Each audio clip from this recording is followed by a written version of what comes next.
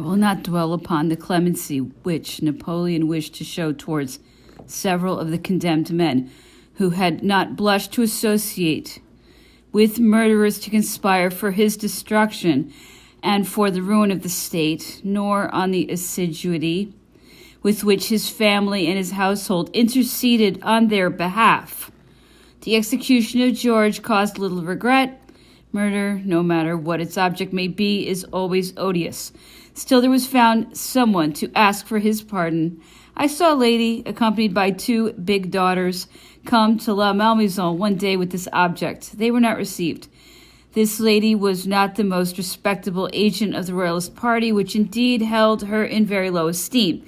She belonged to a Brittany family and was the sister of a conventionel. She used to say to her husband's nephew, who was auditor of the Council of State, that if he accepted the Cross of the Legion of Honor, she would never receive him again at her house. The prosecution of the accused and the investigation of the charges against them was proceeded with by the French government in the full light of day.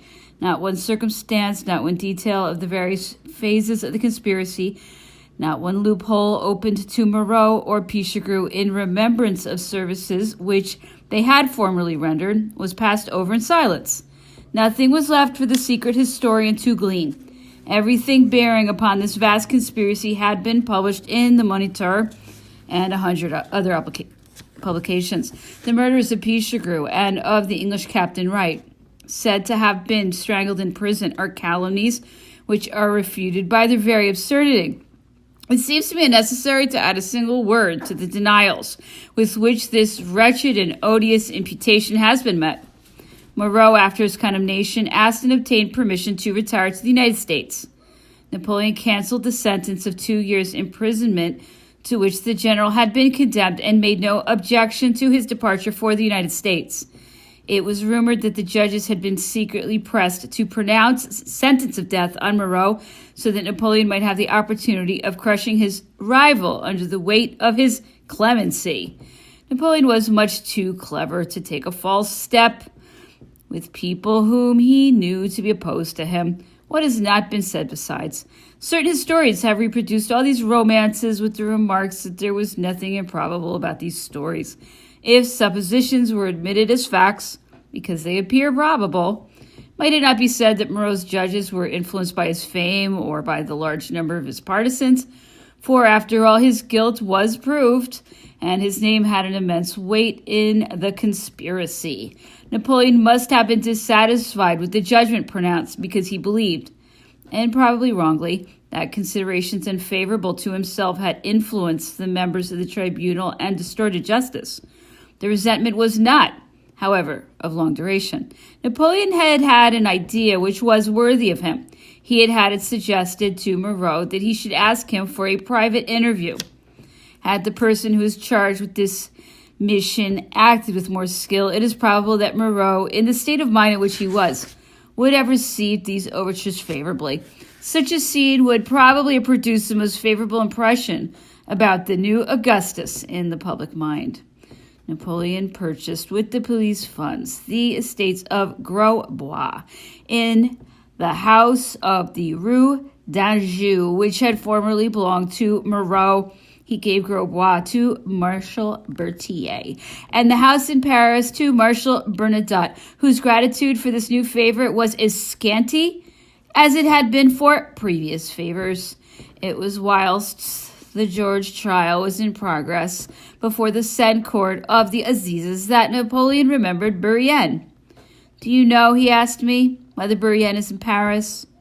"You must find out and write to him to go to the trial. Every evening he must send you a report of what he has heard. He is a very good man for that sort of thing." Bourrienne's reports were regularly sent in to me and transmitted by me to Napoleon. This led to Bourrienne's appointment as plenipotentiary minister to Hamburg about a year later. Napoleon's return to him is a fresh proof of his remembrance of the services which he had rendered, and of the generosity with which Napoleon forgot the wrong done him. Although the conduct of this old schoolfellow was far from being irreproachable at Hamburg, he tolerated him there. During one of our campaigns in Germany, the necessity of being informed of what was going on before and behind our armies made Napoleon desire to receive weekly reports from his ambassadors at Hamburg and Munich. The Cross of the Legion of Honor was frequently asked for by Monsieur de Bourrienne in the letters which accompanied his reports. I was ordered not to answer these requests, as they were frequently repeated. I obtained this answer from the emperor. Write to him, as he worships the golden calf, he shall have money, but that, as to the Legion of Honor, I only give it to those who... The empire had emerged from these storms. All the combinations of corruption, conspiracy, and murder had ended only in the elevation of the man whose destruction had been compassed by these infamous means. Like Hercules, he strangled the serpents in his cradle. It was the prestige of a greatness which will be the subject of eternal conversation of the world. The forms of the new court were copied from those of the ancient French monarchy and the imperial monarchy of Germany, purged of what was servile and Gothic. There were grand charges of the empire and grand charges of the court. Napoleon wished to associate his colleagues with his elevation, and one was promoted to the dignity of Arch-Chancellor, and the other to that of Arch-Treasurer of the Empire. The two brothers of the Emperor, Joseph and Louis, were created the first Grand Elector and the second Constable. Napoleon created 20 posts of Marshal for his comrades at arms, of which 4 were bestowed in reward for former services on Generals Kellerman, Lefebvre, Perignon, and Serrurier. 14 places were given to generals on active service, distinguished by the occupation of important commands and likely to be called to render fresh services.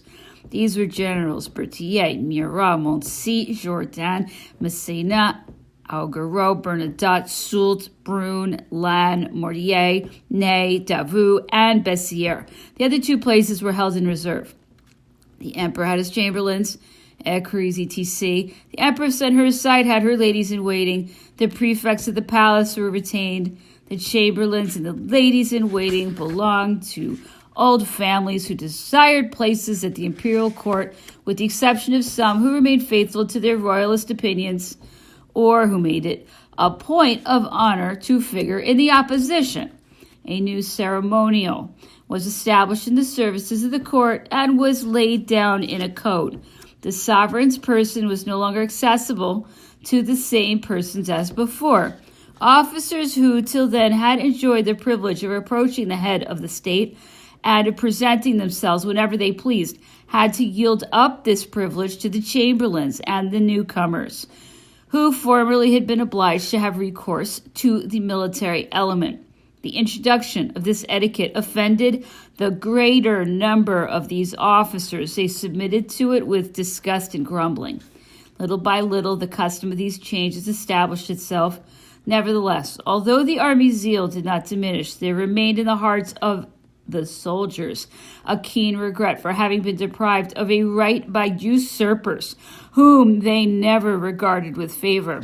The object in bringing to the imperial court persons belonging to families which had formerly been attached to the court was to approach these families to the sovereign's eyes, to interest them in the new order of things, to remove them from the intrigues of the malcontents, to withdraw them from all harmful influences, and to bring about a fusion of the various classes of society. At the same time, these new servants, more familiar with the usages of polite society, were better fitted for being placed in contact with strangers. However much Napoleon may have been perplexed by the redoubtable crisis through which he had just passed, and in spite of the diversion brought about by his accession to the imperial throne, and by the organization of his court and the imperial state, his attention had never been turned away from the serious war which he was forced to carry on against England. He pushed forward with the same activity, administrative measures, diplomatic negotiations, and military preparations. He had ordered that several camps should be formed, amongst others one at Compiègne, this camp being near to Paris, and within easy reach. The first consul, who had become emperor, went to spend some days at the castle of Compiègne to inspect the camp, which is chiefly composed of dragoon regiments. It was under the command of General Bérégoet d'Illiers, in his capacity of inspector general of troops of this class. At his orders, the dragoons went through various exercises before the emperor's eyes, both on foot and on horse, to show their qualities both as horse and as foot soldiers. The result of these maneuvers was not satisfactory, and the plan was abandoned. Amongst the authorities of the department who came to Compiègne to present their respects to the new sovereign was Monsieur Octave de Ségur, sub-prefect of Soissons. He was the eldest son of the Comte de Ségur, who had been appointed Councillor of State by Napoleon, and who was afterwards made Grand Master of Ceremonies. This young man, who gave the highest promise and in whose family Napoleon took a special interest, disappeared without leaving any clue that could be led to his discovery. After his return to Soissons, when the camp had been broken up, it was not known for many years what had become of him. Domestic worries, exaggerated by a morbid imagination, had disgusted him both with his home and with society. It was only after the war in 1809 that Octave de Ségur was heard of. He had enlisted under an assumed name in the 6th Regiment of Chasseurs, commanded by Colonel Valin, and had carefully kept his secret for 6 years.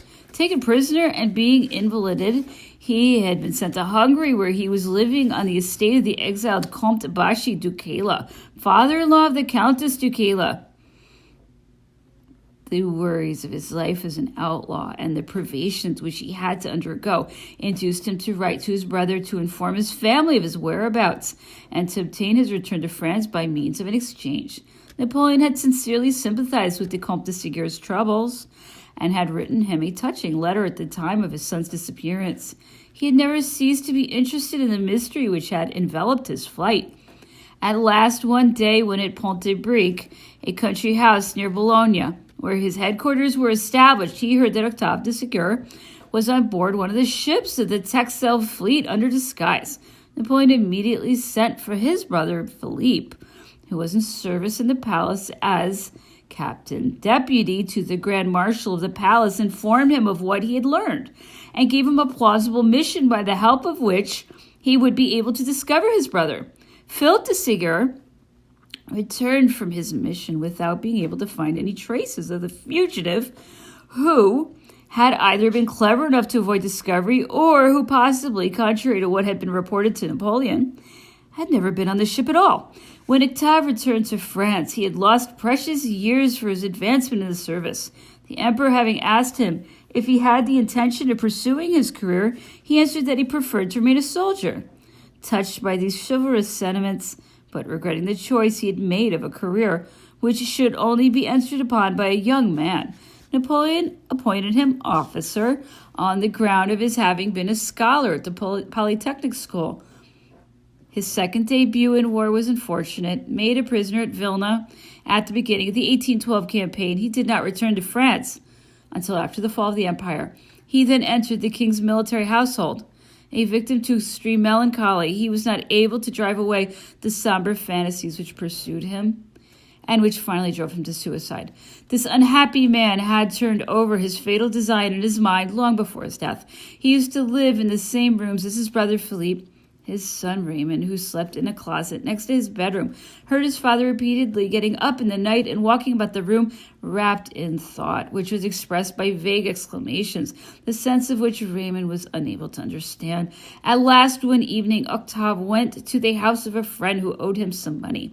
Finding him out, he tore up the promissory note which his friend had signed in his favor and threw the scraps of paper before the door. He then went to the St. Michael Bridge, carefully filled his pockets with stones, and lying down in the bed of the river, then at low water, crossed his arms with an inflexible resolution and awaited death.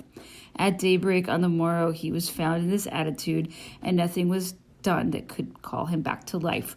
Since I have had the occasion to speak of this member of the de Ségur family, I will add some details about them. I spent 2 years as a child at Châtenay, a pretty village in the neighborhood of Paris. The Comte de Ségur was living there with his wife, his children, and his aged father, Marshal de Ségur, in a state bordering on destitution. Count and Countess de Ségur's fortune had been exhausted in costly embassies and the loss of the colony of San Domingo, where they had important properties, had consummated their ruin. Monsieur de Ségur, whose philosophy sustained him against adversity, was living by his pen. He used to write serious books, light comedies, and songs. He composed speeches for the deputies, the Conseil des Anciens, and the Conseil des 500, the Council of 500. Amongst others, for Baudin and des Ardennes. I was present at the marriage of his eldest son, Octave, with his cousin Germaine, Mademoiselle d'Aguesseau. This union, formed under favorable auspices, was not to be a happy one.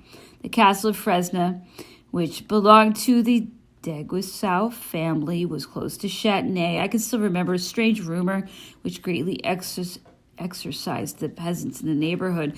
It was said that a bull from the Fresnes farm, each time that it was driven out, used to run away from the herd and force its way to the cemetery, where it would dash upon the tomb of an ardent revolutionary who was buried there and rip up the sods in his grave with its horns, a proceeding which was generally considered a token of divine vengeance. Napoleon, on his accession to power, called to his side all men of capacity, irrespective of their origins and of their previous performances and opinions. Monsieur de Ségur's merits could not escape his attention after the 18th Brumaire, the former ambassador of France to St. Petersburg, and Berlin, became a member of the legislative body. He was placed a year later in the Council of State, where he rendered useful services. At the time of the foundation of the empire, he was appointed to one of the great charges of the crown, namely that of master of ceremonies. Napoleon took this family under his protection and lavished his inexhaustible kindness upon them.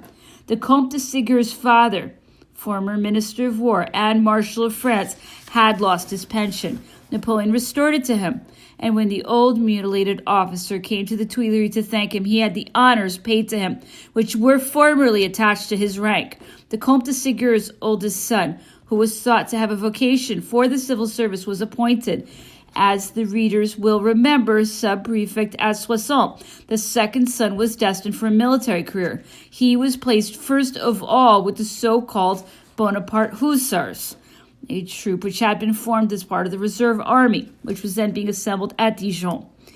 In order to have them near his person, Napoleon afterwards appointed him adjutant of the palace, then quartermaster, and then master of the pages. He married him to Mademoiselle de Lucé, daughter of one of the prefects of the palace, and endowed him with an income of 10,000 francs charged on the state, and with valuable estates abroad.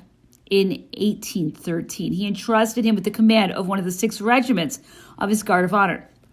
Countess de Ségur, great-granddaughter of the celebrated Chancellor d'Aguesseau, who was distinguished by the loftiness of her character and by most amiable qualities, was nominated vice president of the Maternity Society, of which later on the Empress Marie-Louise became president.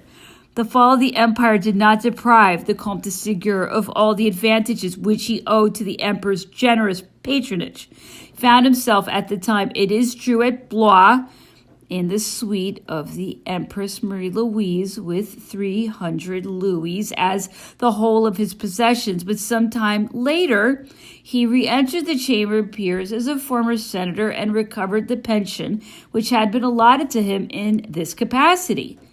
In 1815, he once more fulfilled the functions of Grand Master of Ceremonies during the 100 Days. It must be said, to Comte de Ségur's honor, that he often used to express his gratitude for the acts of kindness with which the emperor had loaded his family, and that he religiously respected his memory until the end of his life.